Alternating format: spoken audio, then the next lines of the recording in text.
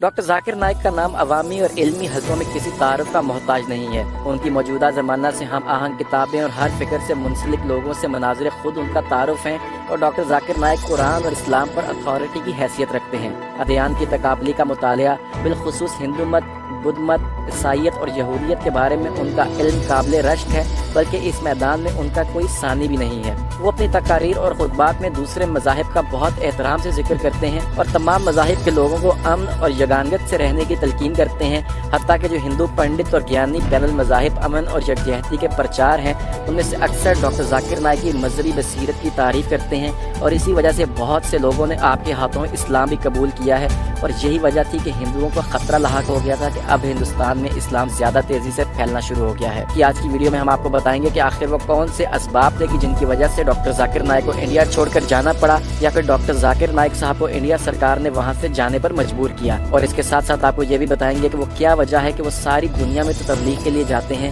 لیکن صرف نہیں آتے تو پاکستان نہیں آتے۔ لیکن ویڈیو میں آگے بڑھنے سے پہلے نئے دیکھنے اور سننے والوں سے گزارش کریں گے کہ آپ ریڈ بٹن پر کلک کر کے اور بیل آئیکن کو پریس کر کے سبسکرائبر بن جائیے، تاکہ مستقبل میں بھی اپلوڈ ہونے والی ایسی ہی معلوماتی ویڈیوز کا نوٹیفیکیشن آپ کو بر وقت ملتا رہے۔ خواتین و حضرات، 1991 کے بعد ڈاکٹر ذاکر نائک کے ہندوستان میں ہونے والے تبلیغی اجتماعات میں دیگر مذاہب کے لوگ بھی شرکت کرنے لگے، اور اس کے بعد کچھ انتہا پسند مذہبی جماعتوں کی جانب سے ڈاکٹر ذاکر نائک صاحب کے خلاف باقاعدہ ایک تحریک شروع ہوئی۔ یعنی بھارت سرکار کی طرف سے 2016 میں ڈاکٹر ذاکر نائک صاحب پر ایک منی لانڈرنگ کا الزام لگایا گیا۔ منی لانڈرنگ اور بھارتی مالیاتی تحقیقاتی ادارہ جو کہ وزارت ہندوستان کے تحت کام کرتا ہے، اس ادارے نے ان پر یہ الزام عائد کیا کہ ڈاکٹر ذاکر نائک کے پاس $28 ملین کے اثاثے آخر آئے کہاں سے۔ یہ تو حقیقت تھی کہ یہ پیسے باہر سے بھی آئے تھے اور انڈین اسٹیٹ بینک سے منظور ہو کر ہی آئے تھے، لیکن ڈاکٹر ذاکر نائک صاحب کو کیونکہ انڈیا میں بین کرنا تھا، لہٰذا تحقیقات شروع ہوئیں، اور ڈاکٹر ذاکر نائک کیونکہ اپنے معاملے میں حق پر تھے اور کسی قسم کا جھوٹ نہیں تھا، اس لیے انہوں نے اس سب معاملے کا ڈٹ کے مقابلہ کیا اور پریس کانفرنس کی اور اپنے تمام اثاثوں کے ثبوت دیے۔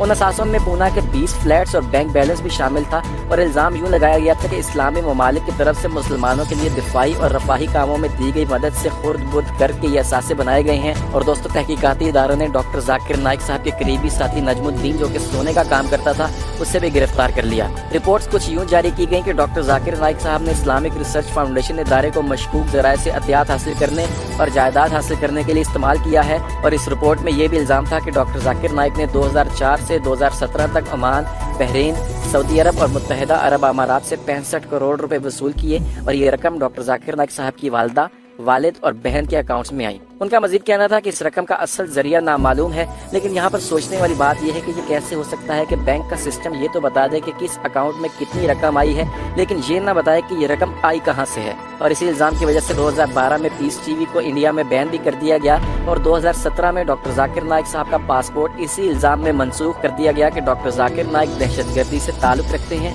اور پیس ٹی وی اور ڈاکٹر ذاکر نائک مذہبی نفرت پھیلاتے ہیں۔ دوسرا الزام جو کہ سراسر جھوٹا تھا اور جو کہ ڈاکٹر ذاکر نائک کے خلاف بہت بڑی پلاننگ کے ذریعے لگایا گیا تھا کہ ڈاکٹر ذاکر نائک صاحب نے پیغمبر اسلام کی توہین کی ہے، اسی وجہ سے جو شخص ان کا سر قلم کر کے لائے گا اس کو 15 لاکھ روپے انڈین کرنسی میں انعام دیا جائے گا۔ یہ اعلان ایک فیس بک پوسٹ کے ذریعے کیا گیا تھا جو کہ حسینی ٹائیگر گروپ کے صدر سید کلب حسین نقوی کی طرف سے تھا، اور سید کلب حسین نقوی کے بیٹے نے ڈاکٹر ذاکر نائک صاحب کو کافر قرار دیا تھا، جو کہ سراسر انڈیا سرکار کے حق میں فیس بک پوسٹ تھی۔ خواتین و حضرات، یہ تو تھے ڈاکٹر ذاکر نائک پر لگنے والے کچھ الزامات کہ جن کا ہم نے آپ سے ذکر کیا کہ یہ وہ وجوہات تھیں کہ جن کی بنا پر انہیں انڈیا چھوڑنا پڑا، کیونکہ اب وہاں پر ان کی جان کو خطرہ تھا۔ خواتین و حضرات، اب آپ کو ایک اور بات بتاتے ہیں کہ بہت مرتبہ یہ سوالات پوچھے جاتے ہیں کہ ڈاکٹر ذاکر نائک پوری دنیا میں گھوم پھر کر اسلام کی تبلیغ تو کرتے ہیں، لیکن وہ اس کام کے لیے پاکستان کیوں نہیں آتے؟ یہی سوال ایک مرتبہ مشہور مذہبی اسکالر ڈاکٹر اسرار احمد مرحوم سے بھی پوچھا گیا کہ آخر ایسا کیا ہے کہ ڈاکٹر ذاکر نائک پاکستان نہیں آتے؟ تو اس پر ڈاکٹر اسرار کا کہنا تھا کہ اگر میں ذاکر نائک صاحب کے پاکستان آنے کی بات کروں تو یہ بات سچ ہے کہ وہ پاکستان آنا ہی نہیں چاہتے۔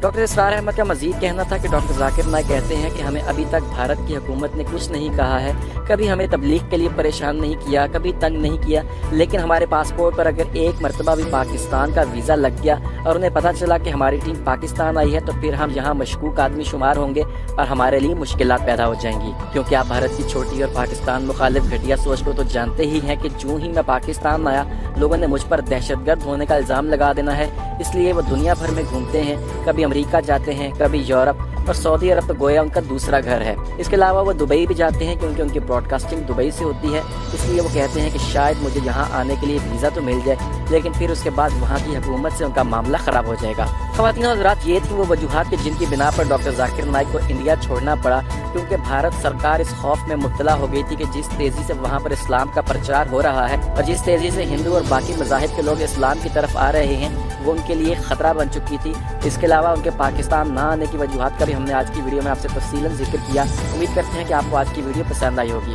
जाते जाते आपसे सिर्फ एक सवाल पूछना चाहेंगे कि ये जो इल्ज़ामात इंडिया ने उन पर लगाए हैं, क्या ये वाकई इल्ज़ामात दुरुस्त थे या फिर उन्होंने इस्लाम मुखालफत और इस्लाम के बढ़ते हुए रुझान से डर कर ऐसा किया कि उन पर इतने बुरे और घिनौने इल्ज़ाम लगाए? आपके जवाबात का हमें कमेंट सेक्शन में इंतजार रहेगा। बहुत जल्द किसी और मालूमाती सेशन में दोबारा आपसे मुलाकात होगी। अपना और इर्द गिर्द के लोगों का ख्याल रखिए।